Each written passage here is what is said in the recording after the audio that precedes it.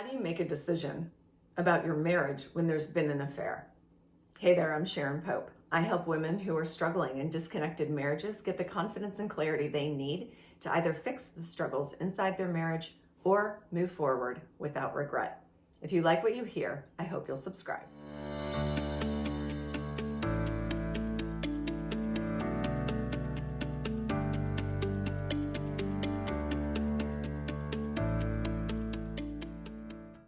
How do you make a decision about your marriage when there's been an affair?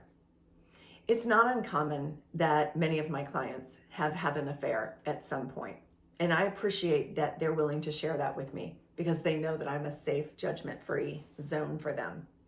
For sure, an affair creates a lot of mental clutter in terms of being able to then come to a decision about your marriage.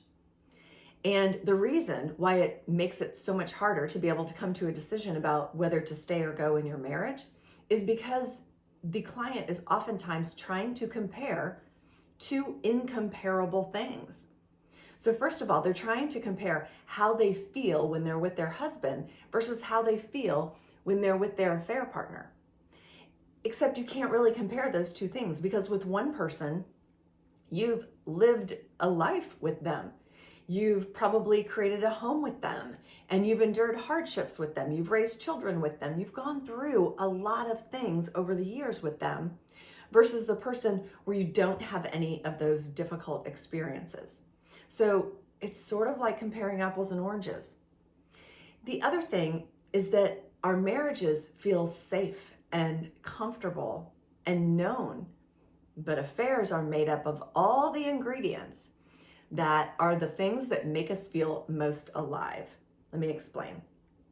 Affairs have adventure and mystery, right? Because everything is new.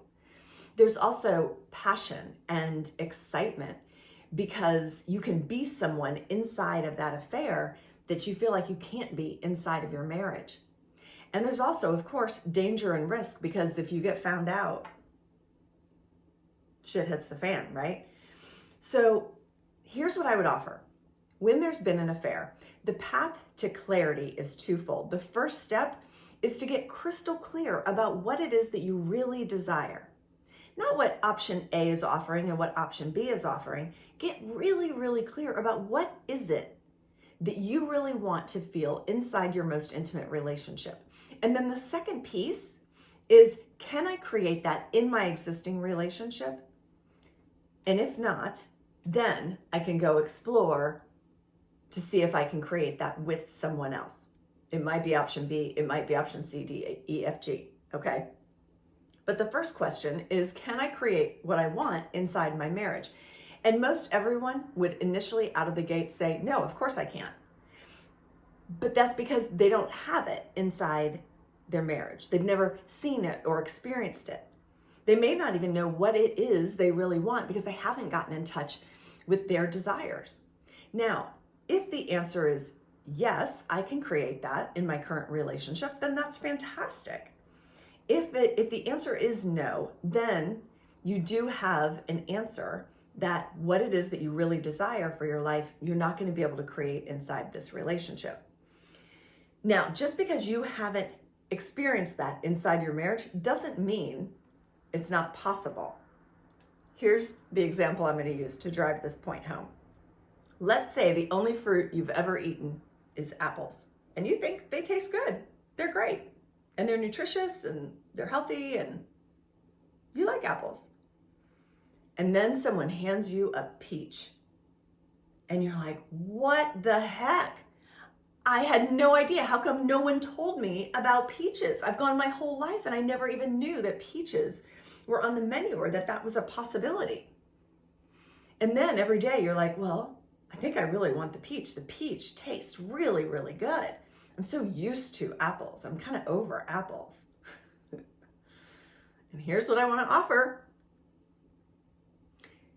You know, there's something out there that is like grilled pineapple. Have you ever had grilled pineapple? If you have, you know what I'm talking about, okay? You thought apples were good. You thought peaches were amazing. And then you had grilled pineapple. See, we think in terms of what we've experienced, and we think those are the only options. And so if you've been married for decades to, let's call, an apple, and you come along and you find a peach, well, now you're so monkey-brained about the peach, you don't know what you don't know. You don't know that there's kiwi. You don't know that there's grilled pineapple. And I'm not talking necessarily about other men. Like, yes, that's an easy example to make, but I'm saying just because you've never experienced it inside your marriage doesn't mean that you can't create something completely new inside your marriage that feels better than you even thought was possible. Mostly because you never first got clear about what it is that you wanted to create in the first place. And if you don't know where you're going, how are you ever going to get there? So when there's an affair and you're trying to make a decision about whether to stay or go in your marriage, I know it's tempting and I know it's super hard to not do, but you can't compare two incomparable things and then come to clarity about that.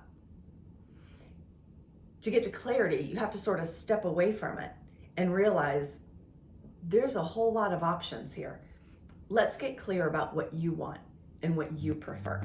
All right, if that was helpful for you, I hope you will subscribe to the channel. If you need help getting to clarity, even when there's been an affair, and you're trying to make sense of all of it, and you're trying to cut through the mental clutter and confusion, then go to clarityformymarriage.com and let's explore if there's a fit for you and I to work together. And if you want to know every time I post a new video, at the end of this video, there will be an icon in the upper left corner. If you click that, we will notify you every time a new video is posted. Until next time, take good care.